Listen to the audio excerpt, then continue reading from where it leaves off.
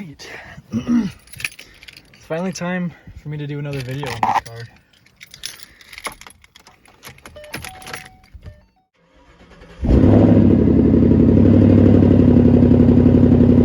Today, hopefully you can hear me over this. These Corsa Extremes are amazing.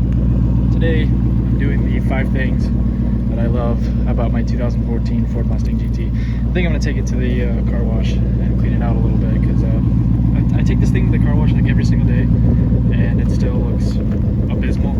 Got the VMP Performance sticker, while NA, Poser Nation. Gay! What do you guys think about the wheels? I got these are American Muscle 18 by 9s up front, and then the rears are 18 by 10.5. These are stock all seasons.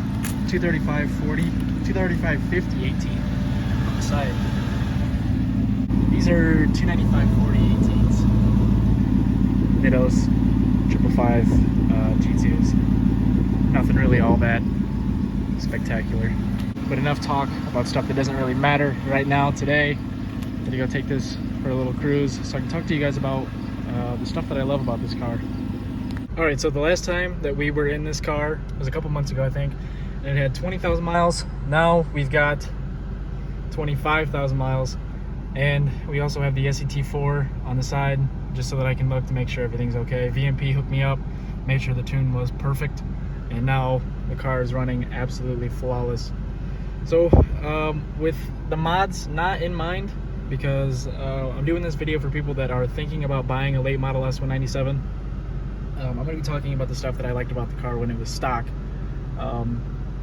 and just stuff in general to hopefully convince you to buy one.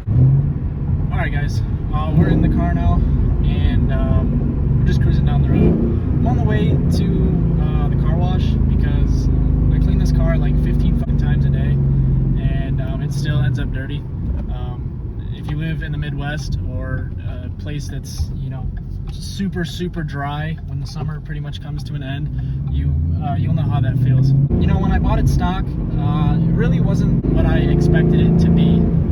It kind of felt, well, it felt dated. It felt very dated. And I guess now, being that the car is 7 years old, that kind of makes sense. American car manufacturers in like 2014, there was nothing really impressive about it. They all now feel dated.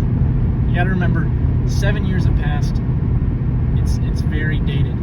So, in limelight of that, the one thing that I really do like about the car, and that not many people do, is the sync sound system, the first generation of the sync system. And the reason I say that is because there's not a lot of buttons.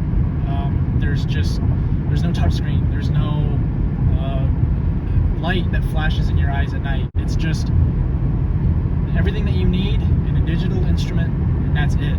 There's buttons for the menu, the sound. You can put your Bluetooth on. Sync supports auxiliary cords, and you just plug it in, play your music, and you don't have to skim through 15 different applications and menus to get what you want to get to. So number 4, and this kind of blows my mind a little bit, gas mileage. This is a tuned car on 93 octane, and let me check here, 16.7 miles per gallon. And for city driving with a V8, that's not bad at all. The car makes like 420 wheel horsepower, and I cannot complain about almost 17 miles per gallon. And for number 3, this is going to be very subjective to a lot of people that own these cars. I love the transmission in this car. What did he say? A lot of people do not like the MT82. The people that bought the 2011 and 2012 Mustangs with the 6-speed. If you're thinking about buying a first-gen Coyote and you absolutely have to have a manual transmission, get the 13 to 14. There were a lot of issues with the MT82 from 11 to 12, and all of the issues with the from those years is solved from 13 to 14. And the issues I'm talking about are gear lockouts, the clutch sticking at high RPM, stuff like that. You know, I have not had any issues with this transmission since I bought the car. I did have an issue with the pedal assist spring sticking when I gave it the beans. So that just kind of got removed, and I haven't really thought anything of it since. So coming in at number 2 is how easy it is to make power on these cars. Now this is a first gen, so the fuel delivery is not the same as a Gen 3, so you can't just full bolt on E85 500 horsepower. It doesn't work like that. The engine was not that far along in its lifespan to make power just ridiculously like that. But putting on simple things, you know, like fuel injectors, intakes, it's super easy. The 5-liter Coyote is the first modular engine in the modular family to actually be modular. And that to me is perfect. It took me half an hour to swap a Gen 3 Coyote intake on this car. It's that simple. They're super easy to modify, and that's what makes them so much fun. Alright, so coming in at number 1 is the appearance of the car. I truly believe that the 13 to 14 Mustangs were the last,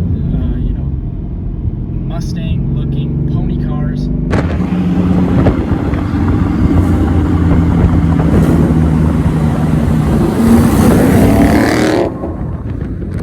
I think the S550s aren't ugly.